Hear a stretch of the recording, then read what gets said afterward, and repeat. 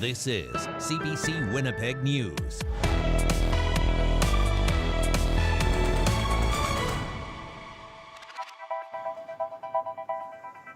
Good evening. Thanks for joining us. For 5 years, her family has been waiting for answers. Melinda Lynxleg disappeared in 2020, her body found 3 years later.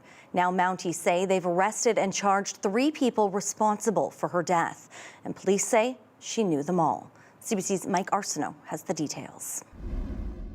It's been 5 years since the disappearance of 40-year-old Melinda Lynxleg. RCMP say they've now arrested 3 men in connection to her death. 38-year-old Miles Malcolm Allery from Russell, Manitoba.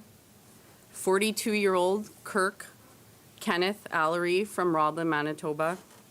And 46-year-old Billy J. Lynxleg from Tutanawazabing Treaty Reserve. The mother of 6 was reported missing by her sister in April of 2020. 3 years later, her body was found at an abandoned property in San Clara, about 45 minutes northwest of her community. An autopsy confirmed her death was a homicide. Earlier this year, RCMP say they were doing a complete review of the case, which led to new information. Sergeant Morgan Page says the perception of a police file can change over time as new information comes to light. It was just really information and witnesses and stuff that had been collected over time that we were able to pull together to lead us into this new direction and to where we are today with the 3 arrests. RCMP couldn't say how Lynxleg was killed because this is an ongoing investigation. All 3 men have been charged with second-degree murder and offer indignity to human remains. All 3 men will remain in custody until a court date is set. Lynxleg's family thanked RCMP for their efforts in locating the suspects. In a statement, Melinda Lynxleg's mother, Sharon Lynxleg, says, "The last 5 years have been very tough for our family. It's been a nightmare. These arrests will not bring Melinda back, but it goes a long way towards helping us heal." Page says Lynxleg knew the 3 suspects. They were acquaintances, and Billy J. Lynxleg was a close family relation. RCMP say they took more than 150 statements throughout the investigation, which led to the arrests. It says they still have more information to collect and people they'd like to interview. Mike Arsenault, CBC News, Winnipeg. Their family has been trapped in Gaza for nearly 2 years. Their case stuck in limbo, waiting for visas to bring them safely over to Canada and here to Winnipeg. But delays and piles of paperwork with unanswered questions means their loved ones have been trapped in a war zone. CBC's Rosanna Hempel has their story. Every day she wakes up like, are they alive? Are they dead? Hafsa Abu Asi and her husband are anxious to get her parents and siblings trapped in Gaza to Manitoba. I want to see my family here. She continues to mourn her brother, who was killed in an airstrike in 2023. The couple says her other relatives are living among rubble, without clean water, electricity, and with little food. They applied for Canadian visas last year, but without biometrics, including fingerprints and photos, their family's applications can't proceed. Can't get anyone out before they do the biometrics, and they can't do biometrics in Gaza. He says they also can't access biometrics offices in Egypt, Israel, or Jordan. Some borders have been closed, while others have demanded thousands in fees. Canada has to find another solution to overpass the biometric stage. It should be faster given the situations, the harsh conditions that they are living in. And this is the last update, more than a year. Abdul Rahman Keshta wants to bring his parents and siblings to Manitoba. They fled to Egypt 2 months after October 7th. The family submitted their biometric requirements more than a year ago, but nearly everyone's application is still pending. They gave promises to Canadian that they will bring their beloved family to be with them. The federal government has told CBC that as of late July, it had brought 880 people to Canada through its Special Measures Program for extended family members in Gaza. The program is capped at 5,000 applications. CBC has reached out to Canada's Immigration Minister and the Immigration Department for comment. Meanwhile, this couple hopes the ceasefire deal makes it easier for them to reunite with family. Hope is not enough by itself. We had to do some actions. They urge Canada to find a solution soon. Rosanna Hempel, CBC News, Winnipeg. 2 separate bullying incidents at Oak Park High School in Charleswood are leading to more charges.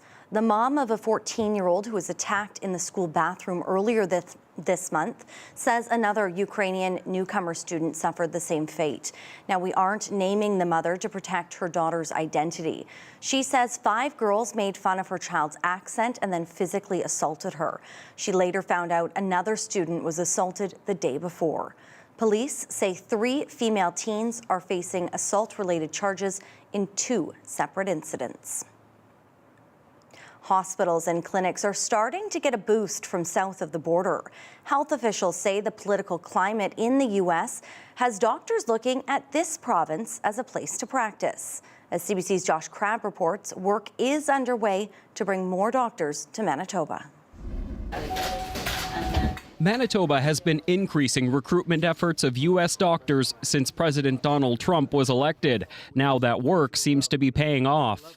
I can tell you that we've already started welcoming physicians here from the U.S. I've been able to chat with a few myself, and it's wonderful to welcome them to our province.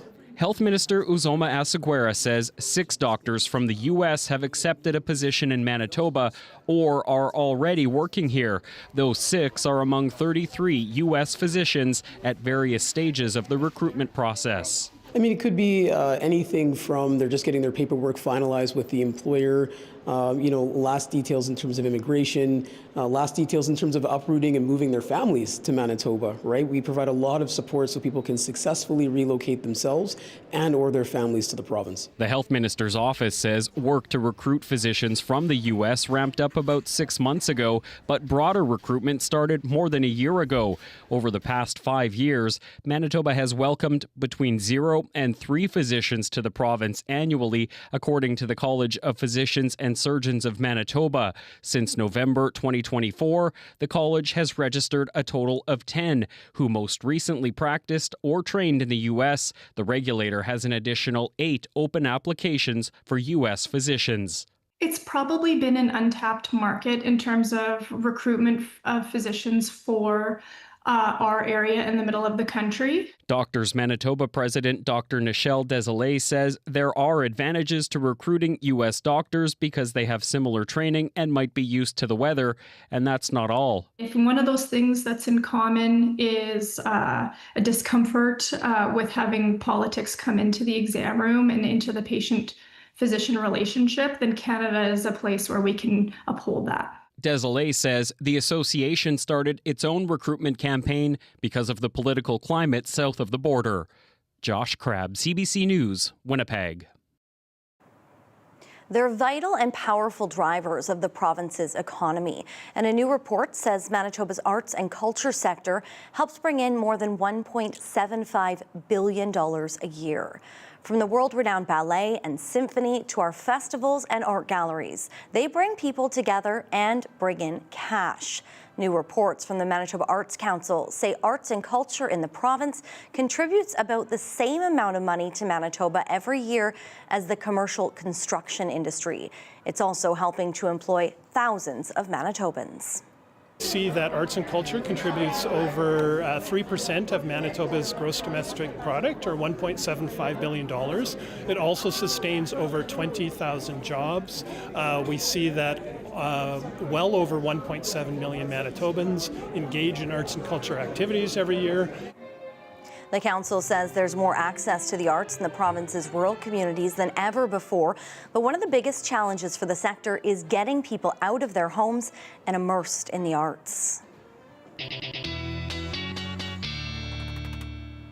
Time now to bring in Riley Lynxleg. And Riley, it is a rainy, dreary day, so a good day to take in something inside like the art gallery. Yeah, exactly. a great inside evening. You know, we are looking at the potential, even Brittany, for some rain-snow mixing in parts of the province as we get into the overnight hours. So here's that main pocket of rain that's been sitting over Winnipeg throughout the day today. This is thanks to an area of low pressure south of the border.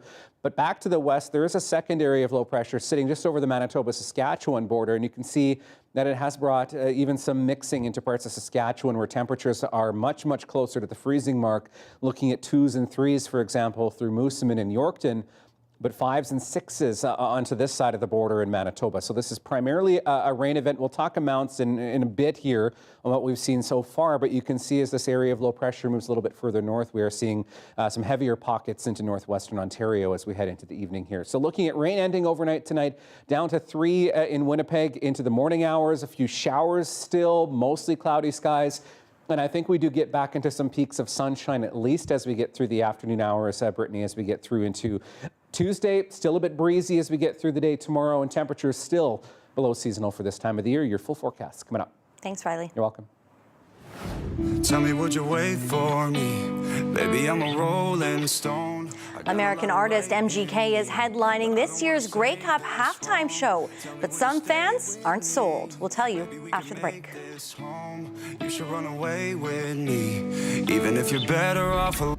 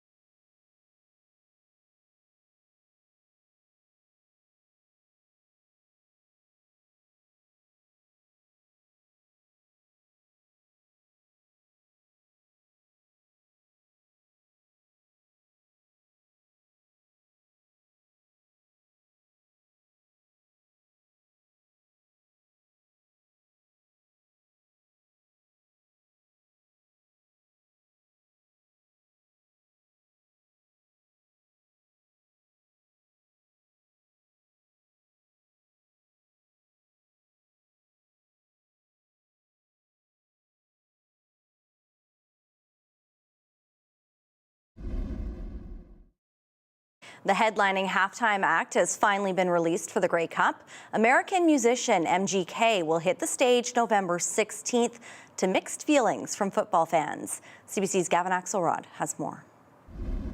Tell me, would you wait for me? Baby, I'm a rolling stone.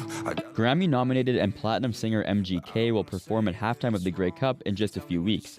The announcement drew lots of reaction on social media, both for and against the league's choice. Canadian football fan Brian Cooper sees both sides.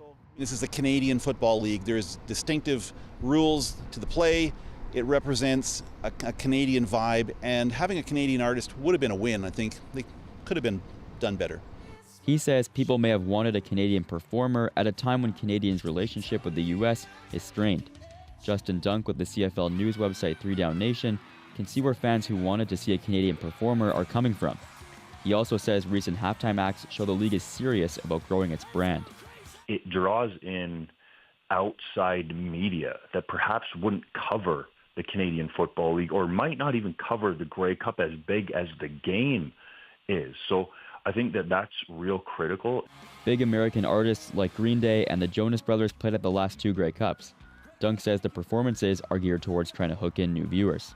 That might just tune in for the halftime show, potentially stick around for some of the third quarter and might go, hey, this football is actually entertaining, and potentially turn into new CFL fans.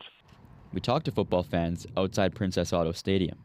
I was really thinking that they were going to have like a Canadian band or like singer or something. I thought that's what they were going to go with. A lot of people are going to enjoy it. A lot of people are going to have fun. Bring in a different demographic of people. I think MGK is kind of geared to maybe like the younger crowd. Get more people going to watch the CFL. I think it's awesome. There will still be some Canadian artists at the big game, which is getting close to a sellout. Rock band Our Lady Peace will play the kickoff show, and Manitoba's Katie St. Germain will sing the anthem. Gavin Axelrod, CBC News, Winnipeg. Cannabis provided a big revenue buzz for Manitoba Liquor and Lotteries during the most recent fiscal year. Cannabis fueled more revenue growth in 2024-25 than sales of alcohol or any form of gaming revenue, bringing in up to $16 million more cash than the year before. Sales of cannabis extracts, such as oil, garnered the biggest revenue increase. Liquor and Lotteries also reported more alcohol and gaming revenue, but still reported a small drop in net income because of rising expenses. A new crime tip line is up and running in one Winnipeg neighborhood. Since launching about a month ago, the William White Power Line has received an average of 2 to 3 calls per day. The Neighborhood Association says the project gives people an alternative to calling Crime Stoppers, which some mistakenly believe is connected to the police.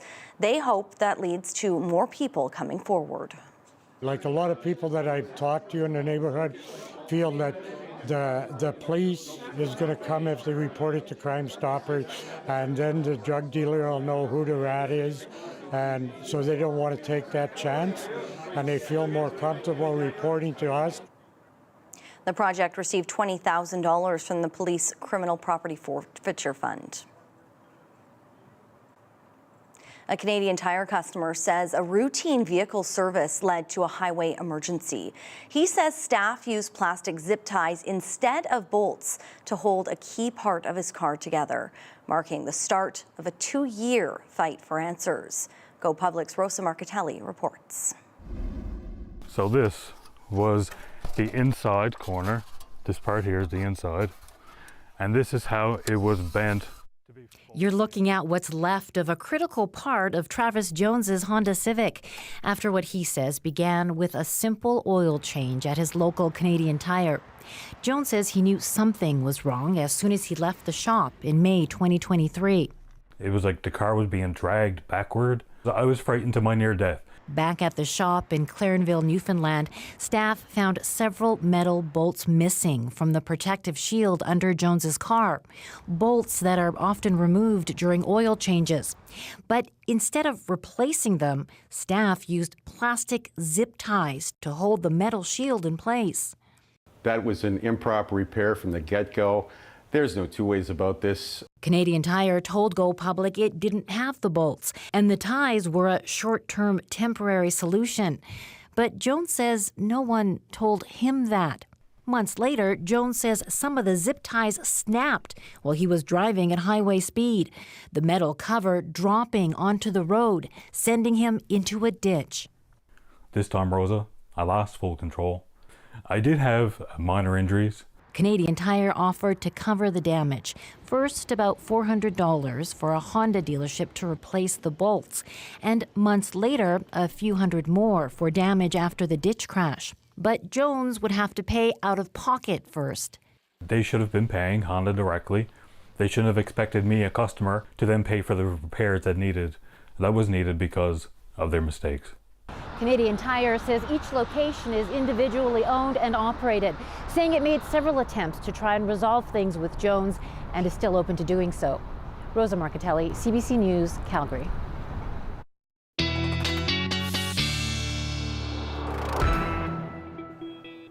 All right, Riley's back in, and if you were like me and decided to try to beat the rain this morning, to no avail, I did not win. It's been one of those days.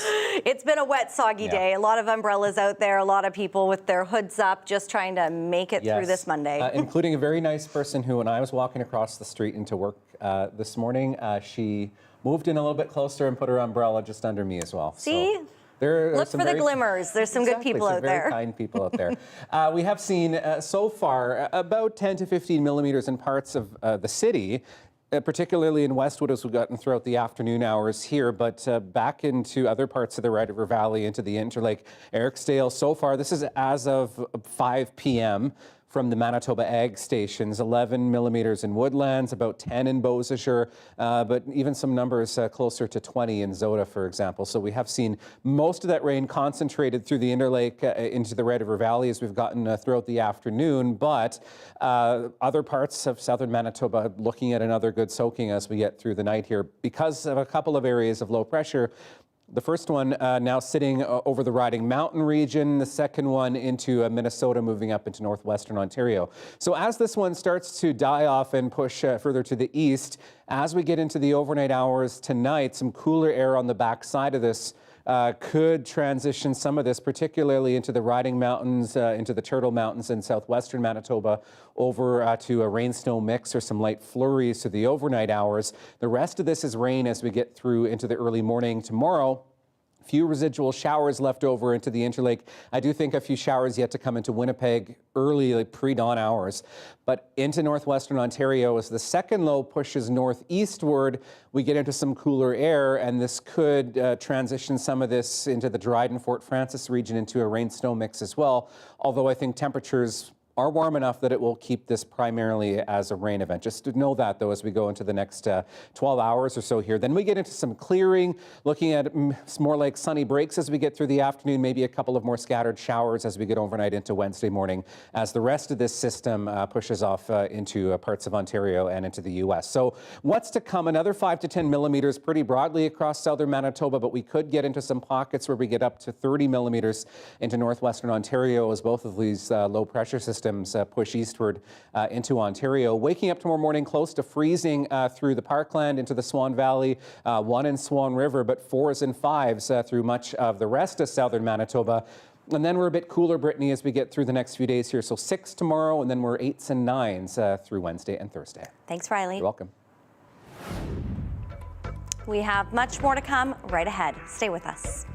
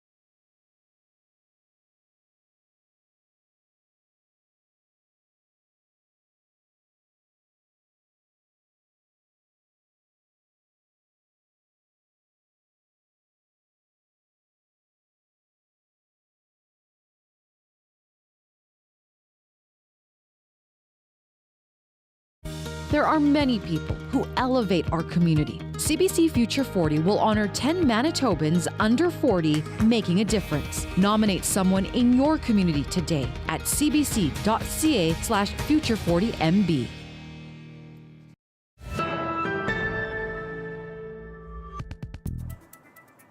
The Liberal government says it's moving ahead with an old promise to create a new financial crimes agency targeting online scams. It's the latest announcement leading up to Prime Minister Mark Carney's first budget that's expected to have a significant deficit. As Ashley Burke reports, the opposition is already pushing back and putting forward its own demands. We're starting the week strong, To promote his upcoming budget, the finance minister vowing to crack down on fraudsters, giving an old Liberal promise new life. This is going to be Canada's lead enforcement agency for combating financial crimes. The new agency would focus on money laundering, organized crime, and online scams. A 2021 election promise revived. What's taking so long? Well, I'm taking that over now, so it's going to happen. That's the reality. Ahead of next month's budget, the Liberals have made a series of spending announcements. To get tough on bail. But they say the Prime Minister's first budget will focus on austerity too. We're going to spend less, we're going to invest more. Will they cap their inflationary deficits? But to support the budget, the Conservatives have demands, including a deficit no bigger than $42 billion. They can call it the government spending, government investment, the fluffy kitten fund. The result is the same. It comes out of the pockets of hard-working Canadians. Deficit estimates vary. The latest from the C.D. Howe Institute suggesting it could be as high as $100 billion. A large deficit number indicates that we can look forward to paying higher taxes, for every dollar of services we get from the federal government. And that's a recipe, among other things, for a cranky electorate. The Bloc Québécois and NDP have a list of requests, too. There's one thing that we control at the Bloc Québécois, and we control what we ask for. We communicated very clearly that we would not be able to support a budget that takes an austerity approach. The Prime Minister's cabinet has been asked to find what's being called ambitious savings, and we could see the first sign of those cuts in the budget on November 4th. Ashley Burke, CBC News, Ottawa. If you had difficulty online early Monday morning trying to use your favorite social media app, were buying something online, or accessing your company's site, you weren't alone. Millions of people around the world shared in that frustration, all caused by an internal outage at e-commerce giant Amazon. Alison Northcott explains. Thousands of businesses and apps rely on Amazon's cloud services for data storage and other digital services. So when there's a problem, there's a major ripple effect. Facebook, Zoom, Snapchat, Ring, doorbells, Sony's PlayStation Network, even the McDonald's app. It began early Monday morning. So no matter where you were in the world, if the company whose website or app that you were trying to access relied on Amazon Web Services, it either wasn't available completely or it was experiencing outages. Within hours, we saw an avalanche of outage reports start to flood into Down Detector, and this was not unique to one particular service. This was across thousands of different services. Down Detector, which tracks outages, says it received nearly 10 million reports. More than 350,000 were from users in Canada. It normally gets around 1 million over an entire day. The scale is very, very unique, and I suppose it points to the foundational role of AWS in the entire internet infrastructure. AWS has unmatched experience in Amazon Web Services is one of 3 major players offering cloud services, along with Microsoft and Google. If we're putting all of our eggs into so few baskets, well, when one of those baskets has a problem, it's going to affect a lot of people. The Toronto Blue Jays warned on X fans who got tickets through Ticketmaster should hold off on managing your tickets. The team later said the issue was being resolved. I just couldn't access anything, and I noticed I was getting a lot of error messages. And this small business owner couldn't access payroll accounts for 3 hours. As a small family-run business, you've got so many balls in the air all the time. And so when something like this happens, it's difficult to juggle and balls get dropped. Amazon Web Services said early in the day it had identified the problem and was working to fully restore service as quickly as possible. Alison Northcott, CBC News, Montreal. The largest and most famous museum in the world remains closed for a second day after a brazen heist. On Sunday, thieves broke into the Louvre in Paris in broad daylight while visitors were inside and got away with several priceless pieces of French history. Chris Brown has more. To Louvre tourists, it seemed incredulous that it only took thieves 7 minutes to break in and make off with what amounts to France's crown jewels. I was just shocked. It feels like a museum like this would have the security that would stop something like that. I think the French people feel like they've been robbed, said Justice Minister Gérald Darmanin, as the audacity of the theft and what he called the deplorable image it gives of France sunk in. 4 thieves, apparently dressed as construction workers, first used a ladder to climb up the outside of the building and then powered glass cutters to get in through a window to the Apollo Gallery. The fact that it was done in daylight is also astounding, but if you look like you belong, you belong. So I guess they used that rule. The only clue that they left that should have raised a red flag was that the workers were working on the museum on a Sunday in Paris. Nobody works on Sunday in Paris at 9 a.m. The thieves were reportedly unarmed, but threatened staff before smashing glass cases and making off with 8 items, including necklaces, earrings, and a brooch. Some of the jewelry belonged to French royalty, others to the wife of Emperor Napoleon. And once they're been cut into smaller jewels, the deed is done. It's over. Well, we'll never see these pieces again intact. So, cracking the case fast is essential.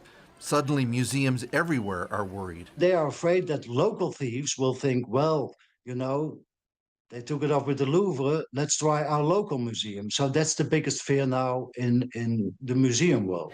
More than a century ago, a decorator hid in the Louvre overnight and walked out the next morning with the Mona Lisa under his apron. It was recovered 2 years later when he tried to sell it. Investigators will hope they get a similar break with this robbery. Chris Brown, CBC News, London. Scrutiny over Prince Andrew's ties to the late sex offender Jeffrey Epstein show no signs of slowing down.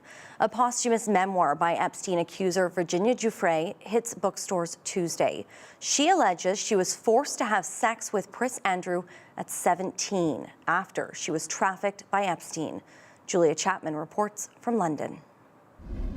Palace insiders will be holding their breath ahead of tomorrow's publication of Virginia Giuffre's memoir.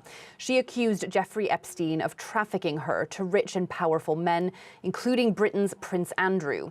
The King's brother denies this and says he has no recollection of ever meeting Giuffre. Now, some members of the media have already read the book and describe it as courageous, harrowing and important. It's not expected to contain any bombshells about Prince Andrew or any other alleged abusers, but it's the detail and the context that will give a fuller picture of Giuffre's difficult life and of the powerful world of abusers that she briefly inhabited. Perhaps in anticipation of the book coming out, Prince Andrew last week said he was giving up his titles, including the Duke of York. But some members of Parliament here want to formally remove them with legislation. An MP for York says many people in her constituency don't want to be associated with Prince Andrew anymore. Police are also investigating new allegations made by a newspaper over the weekend. The Mail on Sunday reported that Prince Andrew asked his taxpayer-funded police security to find information about Virginia Giuffre in an apparent attempt to smear her. He hasn't commented on that accusation. All of this threatens to overshadow King Charles's state visit to the Vatican this week. He'll become the first British monarch to pray with a pope since the creation of the Church of England. It's a historic moment, and the royal family will be hoping it can push Andrew out of the headlines. Julia Chapman, CBC News, London. Well, it's all on the line tonight for Canadian baseball fans. The Toronto Blue Jays are just one victory away from going to the World Series with home field advantage after an incredible Game 6 win against the Seattle Mariners last night to tie up the American League Championship Series 3-3. And as Thomas Dagg reports, the excitement couldn't be higher. Yeah, what time does you want? A quick stop at the Jays shop before the big game. Fans scooping up playoff gear, knowing their team's postseason dreams could soon be over or just beginning. It's the biggest game today, Game 7 since 1993. So everybody's excited. Everybody's on a high. I know like Toronto sports teams don't really do well in Game 7s, especially the Toronto Maple Leafs, but I'm praying that the Blue Jays could beat the curse. Go Blue Jays! Across Canada, Blue Jays fever is spreading, with Monday's do-or-die Game 7 for the American League pennant. It's pretty freaking cool that we are where we are, I'm not going to lie. And you got to keep your foot on the gas. The Jays battled back from the brink of elimination at home Sunday night as Vladimir Guerrero Jr. smashed his 6th postseason home run, tying a franchise record. This incredible October continues for Vlad. And getting fans everywhere fired up. This is historic, what he is doing, not just by Blue Jay standards, by Major League standards. Tonight, the Jays are sending veteran starting pitcher Shane Bieber to the mound. But in a move only seen in games this crucial, any pitcher could be called in, including ace Kevin Gausman and two-time World Series winner Max Scherzer. It means everything. Very excited for the opportunity. I think a culmination of a lot of events and hard work to get to this point. With a win, the Mariners would clinch a spot in the World Series for the first time in franchise history. If the Blue Jays managed to pull out a victory, it would be their first trip to baseball's biggest stage in 32 years. Each team is chasing history in what's sure to be a hard-fought battle. Thomas Dagg, CBC News, Toronto. They are a critical piece of clothing to help the homeless stay warm and safe. Coming up, the push for socks by one organization that says they're in high demand.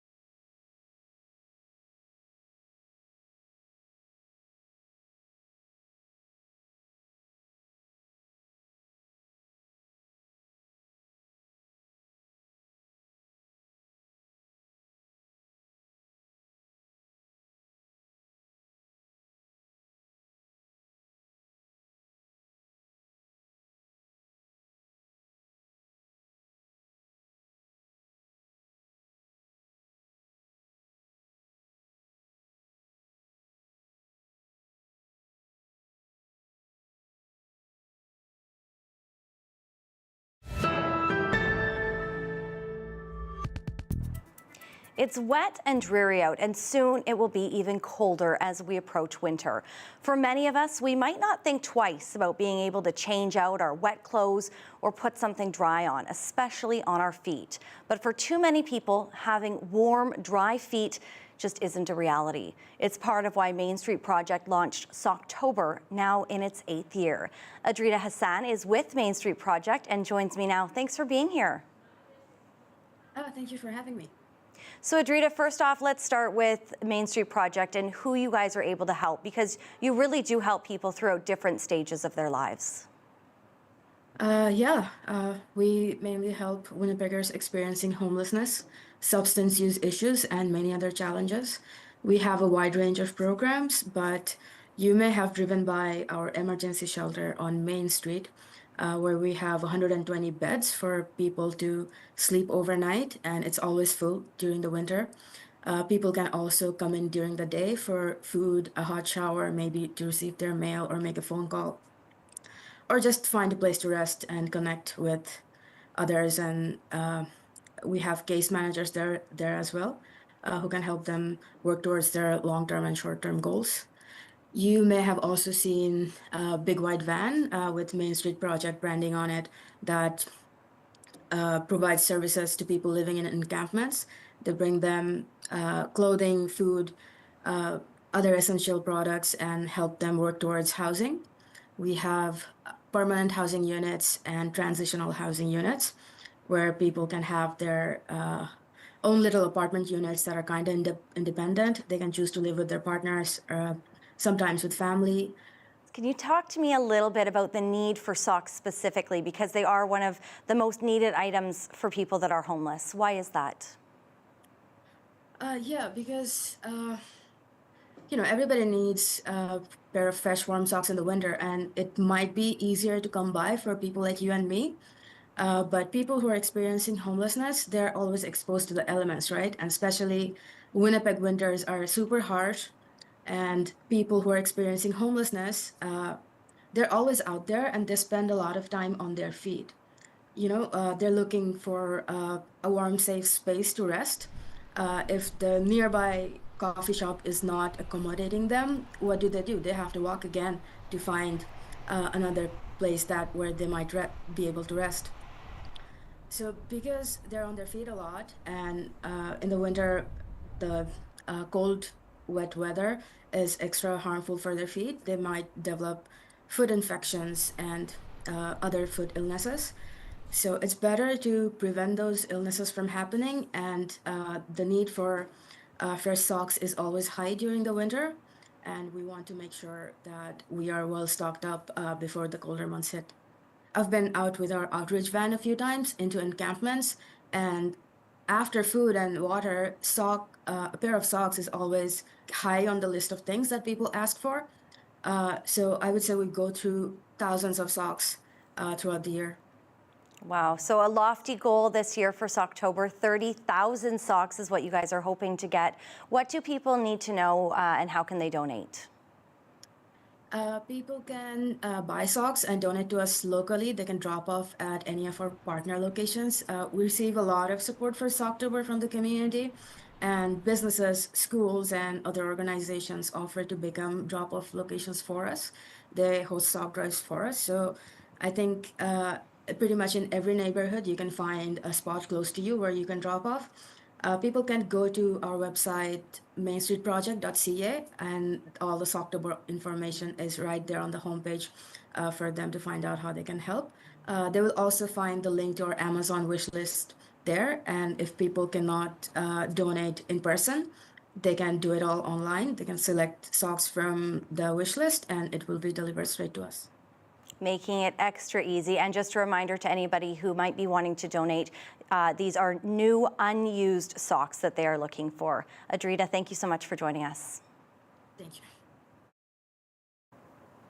For those without stable homes or no home at all, knowing where your next meal is coming from can be a challenge. But today, people at One Winnipeg Shelter were treated to a special meal.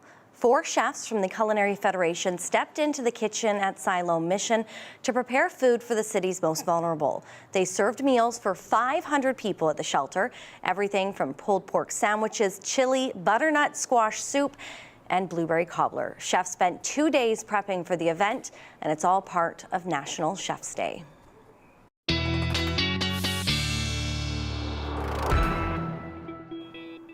See, warm socks, warm food, just making sure that people are really taken care of, because it is wet, it is soggy, and it's just going to get colder from here. Yeah, exactly. We're in the season where things are going to start to transition and fairly quickly with our weather here. Not a great day for a dog walk. No, it wasn't. No.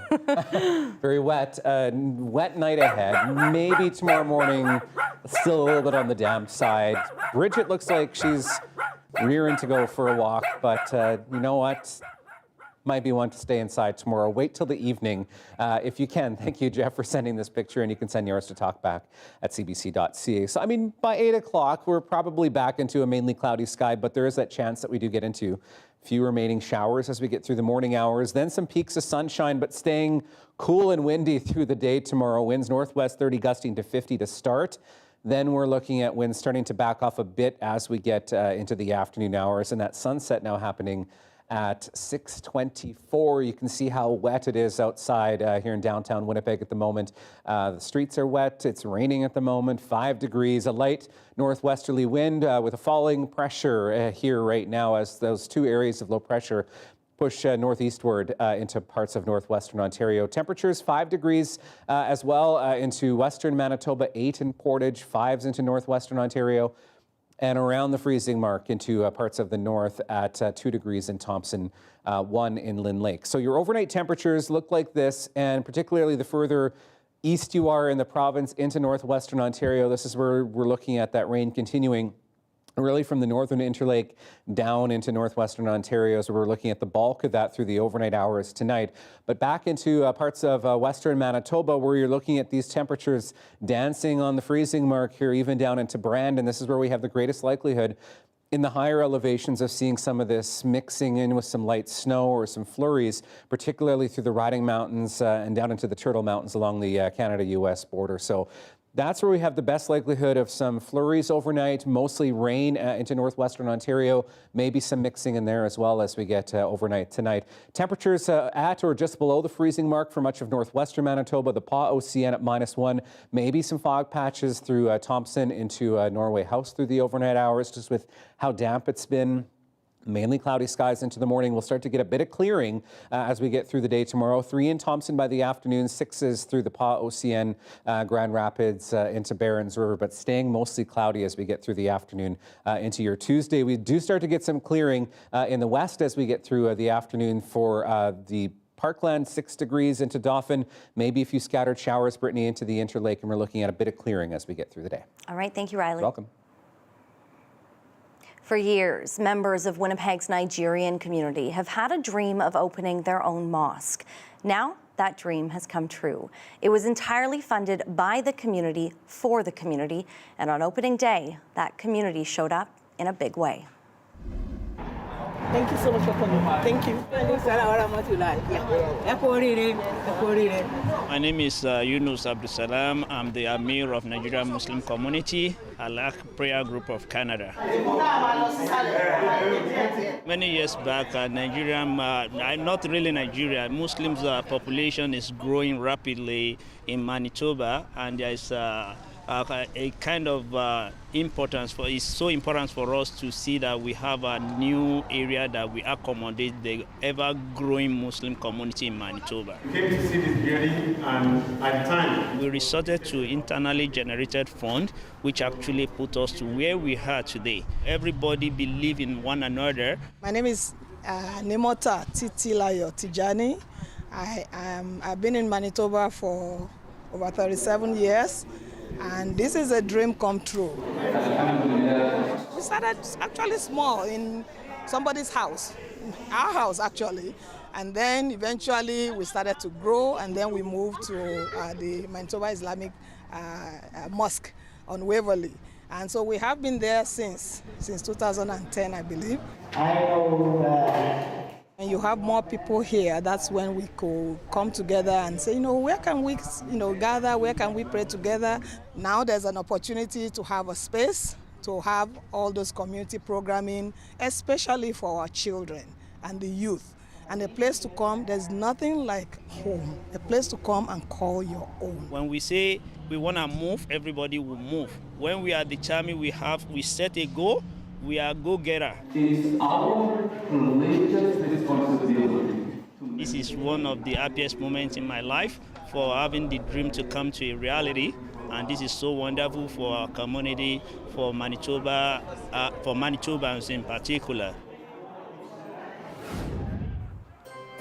Still ahead, Halloween hits the streets. We'll show you where this scene, straight out of The Walking Dead, played out in our daily lift. Stay with us.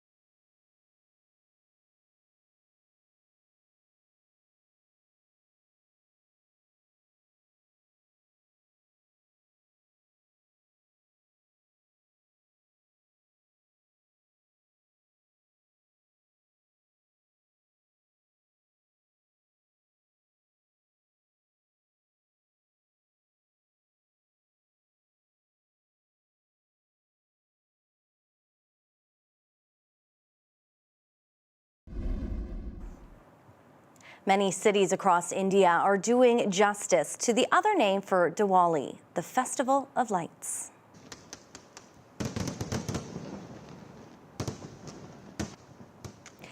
Fireworks and sparklers are just one part of the celebration. Millions of homes are decked with traditional lamps, with people dressing up and hosting lavish feasts, and friends and families exchanging gifts and sweets. According to Hindu legend, the festival marks the return of the deity Rama from exile after he vanquished the powerful demon King of Lanka. Unfortunately, a fireworks display planned for Winnipeg tonight has been canceled due to the rain.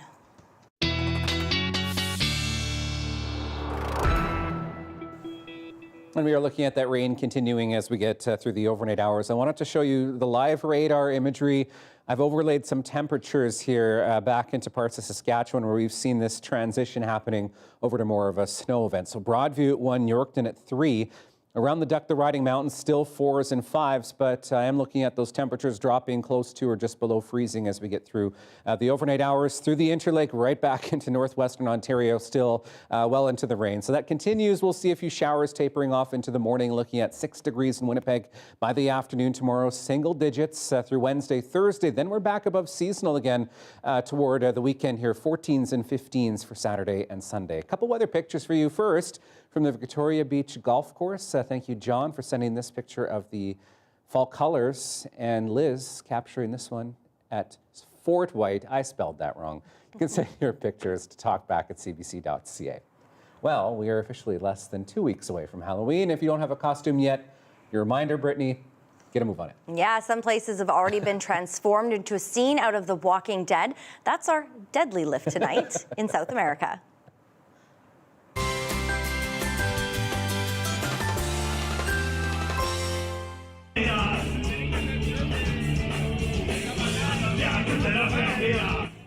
These are scenes from the 2025 Zombie Walk in Santiago, Chile. Participants transform the city into a terrifying scene under the motto, "Monsters Gather to Celebrate." This year's parade honored a Chilean horror icon, the sinister Dr. Mortis, a character created in 1945 for a radio drama.